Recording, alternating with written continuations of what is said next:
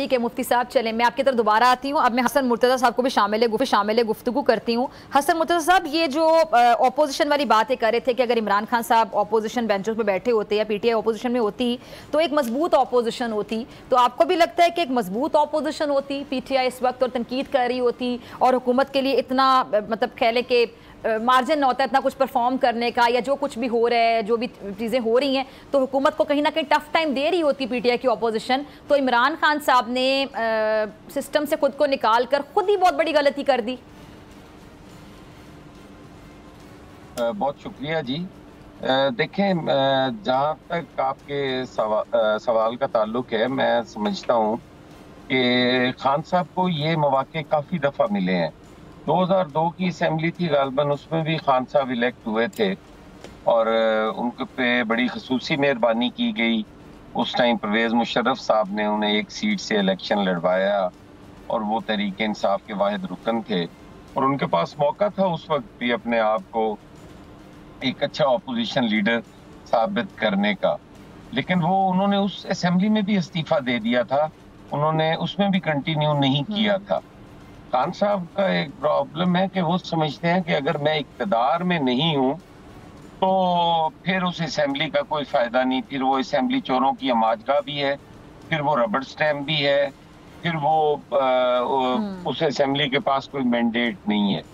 अब भी आप देख लें, यही असेंबली जब 2018 में बनी तो इस पे अपोजिशन को, उस वक्त की अपोजिशन को बड़े तहफ़्फ़ुज़ात थे।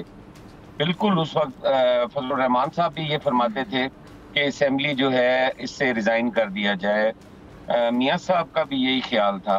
पाकिस्तान पीपल्स पार्टी ने कहा कि नहीं, हमें असेंबली में अपना रोल प्ले करना चाहिए, किरदार अदा करना चाहिए। हमारी जो मंजिल है वो पार्लियामेंट ही है और पार्लियामेंट में ही बैठकर हम आवाम की बात कर सकते हैं। जब खान साहब अपोजिशन में गए तो उन्होंने कहा जी असेंबलियां तोड़ दो। उन्होंने तोड़ी असेंबली, सदर मुमलिक उस पे दस्तखत भी कर दिए और फिर वो रिस्टोर हुई असेंबली जो है। तो ये चीजें खान साहब जो हैं वो तो इस चीज के हक में नहीं है कि अगर वो अपोजिशन में आते हैं तो फिर ये सिस्टम चले। अब वो इररिलेवेंट है, सिस्टम से बाहर हैं, खुद उन्होंने सिस्टम को छोड़ा है। अब किस तरीके से उनको दोबारा वो उस सिस्टम का हिस्सा बनाया जाए?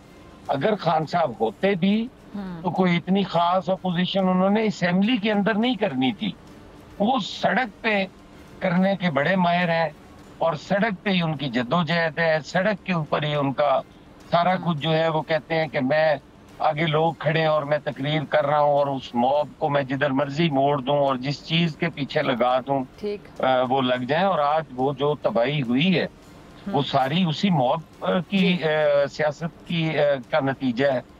वो मॉब पॉलिटिक्स है। आपने उन लोगों को एक साल तक इस तरह ज़हनी तौर पर तैयार किया, इस तरह ज़हनी तौर पर तैयार किया कि आपने उनको ला के रियासत के सामने खड़ा कर दिया। आप बात होती थी तो आप कहते थे जी इनकलाब आएगा। Absolutely not. आपने इस तरह उस कौम के नौजवान। ठीक है जी, ठीक है। हसन मुर्तज़ा साहब का पॉइंट आ गया, की तरफ आना चाहूंगी। उसामा, ये जो अभी बड़ा एक कंपैरिजन चल रहा है खासतौर पे